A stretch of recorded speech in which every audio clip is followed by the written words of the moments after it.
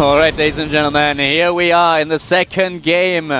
Annyung against Ryung at the top position, at the top right of Cloud Kingdom in the red. Once again, our Terran player. Slayers Ryung. He is down one game. Metropolis turned out to be quite the disappointment for the Slayers player. And he is facing a Zerg at the bottom left of Cloud Kingdom. We have in the blue color for Team Prime. Today's Zerg in the first match, it is Annyung Prime. Something to note also is, we haven't really talked about this, but Ryung is he was a former Code S player. He fell out of Code S, and now he's in Code A, and he's been in Code A several times. And I feel bad for the guy because he's such a good player, and he's always been able to show good games, but he's never been able to have that top 8 finish, or have that top 4 finish like some of his teammates have. And he's been in Code A so often, and if he loses this game, he'll be out. He'll be out of the GSL after requalify, and it's a tough position to be in, being down a game like this. Being down a game because you didn't see Zerglings running into your base, his mentality right now, he's got to be so frustrated, he's got to be a little bit nervous. Yeah, there are a lot of players that are really, really disappointed about something, about losing a first game, that really have a problem to get back into this mindset where they say, okay, I am good enough, I can win this game, I just have to concentrate. And I don't know if this is going to affect him or if he is just one of these players that can actually just jump back right into it and focus completely on the game at hand. And we'll see. Cool first for Annyung. Actually, no, I take it back. You want Hatch first. Cool before Gas. That would have been an interesting build. I know. I was like, I don't know. That's a little bit weird, but yeah, I haven't seen this in the last 6 months. Command Center going down for Ryung very quickly, skipping a second Marine there for a little bit to get the Command Center first. Pretty common. He's going to make a bunker as well. And the Overlord just barely avoiding the Marine again. Ryung being very active about trying to catch Overlords, but just not quite able to catch this one.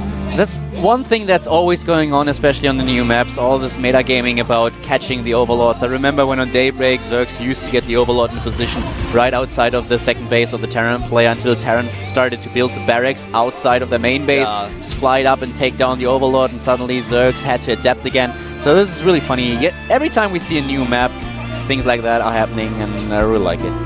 Yeah, I like it too. It's really cool. I like how the game changes. When I was a kid, I played StarCraft 1, and that was my favorite part about the game, is sometimes, certain strategies are more popular than others, even things like placements of Overlords, and now, StarCraft 2 is at that level as well, and it's just so exciting. And look at that mining, just exactly 100 gas. Pull drones out, leaving just one drone in there. Speed is on its way, metabolic boost. We have the 2 queens, obviously, and pretty standard early game for both of them. And once again, Ryung is following his expansion up with a factory, indicating that he certainly has the gas by now. There's the reactor. So exactly the same build for Ryung. We'll see what Annyung's got in mind for this game. I don't think we're going to see him make a ton of Zerglies and attack again. I think we're going to see him rather take a fast third. This is not something you would expect on this map. The third base is a little bit further away on this map. It's not as easy to take. There's no rocks or anything like that, but it's easy for a Terran to punish that third. And we'll see if Annyung does it. I actually feel like Annyung's going to do it. Yeah, he might be able. I mean, he's a player we've seen on the last map that is relying on a lot of Zerglings with upgrades. So if you play really Zergling heavy style, you can defend the third base if you don't tech too fast and just focus a little bit on the ground army for a while. But you will encounter problems later on. Your tech will be too late, and therefore you will always be a little bit behind when it comes down to the tech if you don't punish your opponent and get a lead like Annyung did in the last game. Yeah. Well, we see more drones being pushed out here, and actually a fast lair rather than a fast third coming out for Annyung. The safer choice here on this map. I haven't seen too many Terran versus Zergs. With a really fast lair, I would expect him to take a lot of gas right now and maybe go for a 2-base Mutalisk play. But I'm not too sure how good Mutalisks actually are on Cloud Kingdom. There's not that much dead space behind the bases. Yeah, exactly. It's pretty hard to get in there as soon as the Terran player just missile turrets up. It will be a problem for Annyung really to easy use for those. Ryung to hide his production facilities in the top right of his base and then just deal with the mutas out in the open space. Yeah. Like you're saying, there's no area for the mutas to fly between the main and the natural in the back top right corner. It's just not going to happen. So mutas aren't the best on this map. We'll see what he chooses though. Roach Warren on its way. going to help deal with these Hellions, but he's not really committing that much to the Hellions at this point. He has 4 gas right now. He's on 4 gas, so he built those extractors after all. Yeah, Roach Sporn is on his way. We have a couple of Marauders being built. That is also quite interesting. Marauders, Marines, and... that's a Baneling nest, by the way. Roach Baneling. And a macro hatch going down on the main base. He is attacking his own Hellion here to try to take out the creep tumor. Does successfully get it. Well done. Nice. Definitely worth it to do that. He finished the tier 2 tag. It looks like he's going only for the Roach speed the Baneling speed now. Really interesting unit composition out of Annyung. A very rare unit composition that you don't see very often with the fast Roach speed. You usually see this against Meg, for example. It's kind of a mid-game transition into Roaches because, you know, if you make so many Roaches, the Thors do eventually just get surrounded. They get looks pretty much like he's going for 2 base all in with Roach Baneling. Yeah, I guess so. He's got the macro hatch for extra Zergling production as well. I'm still waiting for the infestation bit or the Spire to pop or something, but nothing like it. His drone count's up to 53 here. 9 Roaches on the way in Baneling speed. Keldor, I think you might be right, man. I'm not sure. It's a bit weird, but with the macro hatch, what else 14 is he supposed Roaches. to do? And this attack by Ryung that's now just on its way, by the way, Space Shock. This attack that's just now streamed towards Annyung's main base will not succeed because Annyung is just building up an army now. And we'll see how much damage Ryung does here with his little pressure. I think he's going to be really surprised when he sees these Roaches. I think as much as possible, Annyung's going to try to hide them, but he can't now. He's going to have to show them. And Ryung is like, what? Yeah, Ryung's probably going to start a ton of bunkers back at home. Needs like 3 total. Well, there are. Starts a second one. Not going to make a third one, at least not right now. Oh, trapping some units here. The Zerglings might be able to trap them, but the Hellions are still in the way. 2 of them are already dead, though. 108 supply against 84, ladies and gentlemen. Yeah. Roach speed is done. Baneling speed will soon be finished. Now, finally, he realizes he needs more bunkers. He's now going up to 4 bunkers. It's going to be a really tricky one. He's lowering the supply depots. Is he able to lift them in time? Yes, he is, because Annyung is not pursuing him right now. Well, with the depots the way they're placed, some Roaches are going to be able to pick off these depots as the bunkers. Supply block. Yeah, he actually will be supply block pretty soon if the second depot falls. And so many Banelings, 19 in fact, are about to roll in here. Annyung is going for the follow-up. He's taking a third and getting the infestation pit. Banelings killing the supply depot. Supply block. Ryung might be out of the GSL. He may very well be, Keldor. Banelings rolling forward here. The bunkers are falling. There's not much inside of them. The Banelings hesitating here. The siege tank tag is not done just yet. He is at the top of the cliff, but not sieged up. Finally, the tag finishes. But a lot of those SCVs have already died. Well, 6 of them, not too many. 79 supply against 74. That was actually a pretty even trade for both players. Yeah, I think the key here is Ryung lost a lot of depots. He's going to have to rebuild. He has to remake as well. He doesn't know if Annyung's going to make another round of Speedlings and Banelings and attack again, or if he's just going to have a third base up and tech to Infestors, which is actually the case. 8 drones on the way with the pathogen glands, and Armory is on the way. And Ryung is actually getting some tech up in his base, getting an Armory and double reactors so he gets his combat shields. Annyung was not able to deal that much damage. He wasn't able to deal as much damage as he could have because Ryung just knew what was happening. He moved out with his own force. And just imagine for well, if Ryung was actually not playing all that aggressive, he wouldn't have had any idea. He wouldn't have had those bunkers up. And something else to note was that at the natural, the Banelings hesitated for a while. They didn't get SCVs, they didn't get depots, they just kind of sat there for a while that eventually died and weren't able to really do anything. This drop does get spotted. As the third base for Ryung is also spotted. He's going to have to lift that perhaps. No, he does have just enough units to chase it away. And actually, there are no units prepared for this drop, even though it was spotted, so we'll see how much damage it does. It's going to scout this hive, which is pretty big. And +1/+1 are coming up, and there's the drop. Still nothing by Ryung. He must have missed it. He must have missed it on the minimap. And there they are, stimming in the Marines Marauders and trying to take down a bunch of drones. Not able to kill all that many units. Now we have the Extractor being killed, trying to kill gas. And Ryung is not ahead. The Marauder had +1 armor, so he was able to do a lot. And look at this, he's going to attack the third, and Fester gets caught. That's the problem with Ryung's attack. It didn't do enough damage, and sorry, with Annyung's attack, it didn't do enough damage to Ryung, and now Ryung is in a very good position. He's also researching +2/+2, taking down the third base. He's on 3 bases himself, so a very nice position for Ryung in the second game. Yeah, and killing that third base was huge. And part of the problem for Annyung right now is he was behind in upgrades, and he still is.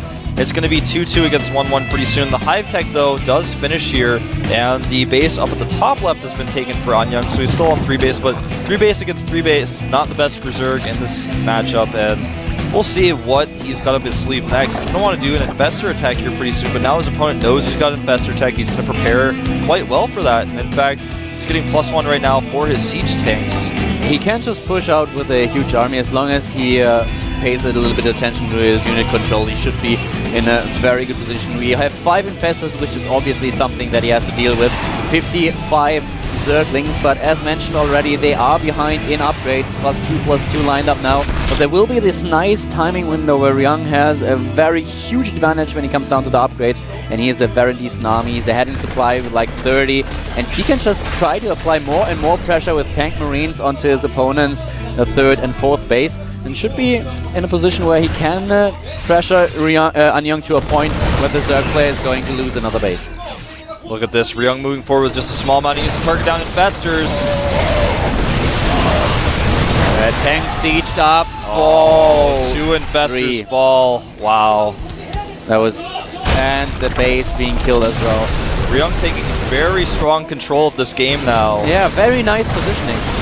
And a counterattack is completely shut down, but here come the Banelings. He needs to be careful though, his tanks are completely in the back, out of position. The Banelings, Zerglings at the third base of Ryung don't do any damage at all. There are enough units left. Annyung is going to die, man. Yeah, he is.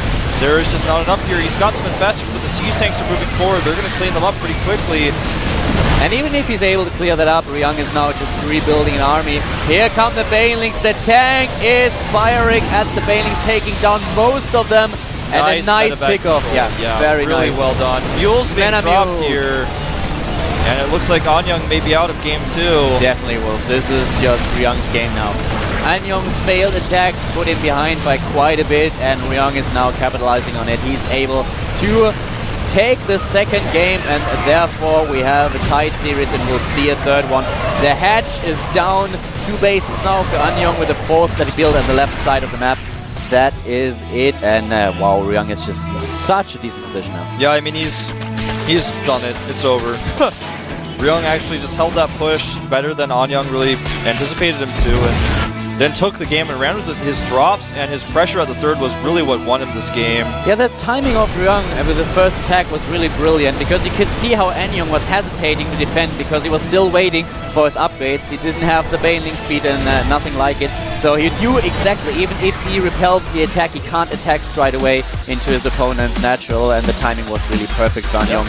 Really perfect for Ryung, that is, and horrible for the Zerg player from Well, Ryung, you know, he knew just how to do it. He knew how to draw the force into the main, then hit at the third, and the force he had in the main, he was thinking about lifting up. I saw him select the medevac. He was actually like, alright, I guess I'm going to lift up and get out. Then he was like, wait, I have 1-1 and you don't have any upgrades. And then he just killed a ton of Zerglings and then kept attacking. So the units kept having to stream into the main, and that's when he attacked the third. Really nice decision making by Ryung, and well, it was his game to lose, and he just did it, man. He took it and ran with it, didn't make any more mistakes the entire game, and was able to secure that third. He secured the third with a nice wall and bunker as well, so the run-bys didn't really do anything. He had a tank there as well, just really nice control. And I like Annyung's style, though, you know, the fast upgrades, the Ling Infestor style. Very aggressive. Yeah, very aggressive, and also just unusual, you know, it's not something your opponent's necessarily going to expect. Usually in Korea, you see Mutiling Baneling. That's the normal standard composition, and in this case, he's just extremely aggressive. He gets the roach speed, he attacks early, and, you know, it's going to mess with Ryung's head a little bit. He's going to have to play a little bit more defensively than maybe he's used to. Yeah.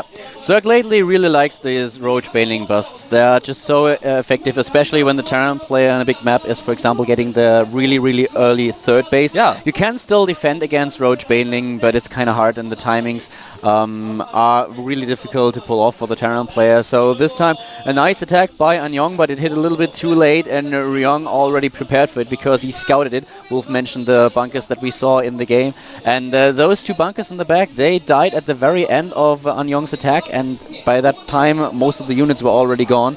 The siege tank tech was a little bit late for Ryung, but still it hit in time to put some more pressure onto the roaches, so very well defended, and from that point on it was a downhill battle for the Zerg player from the Prime team. Yeah, I think so, man. I'm really curious to see how this third game goes. I feel like these two are a good match for each other. You know, we had a weird situation in both of those games where one player got ahead or behind from an early attack.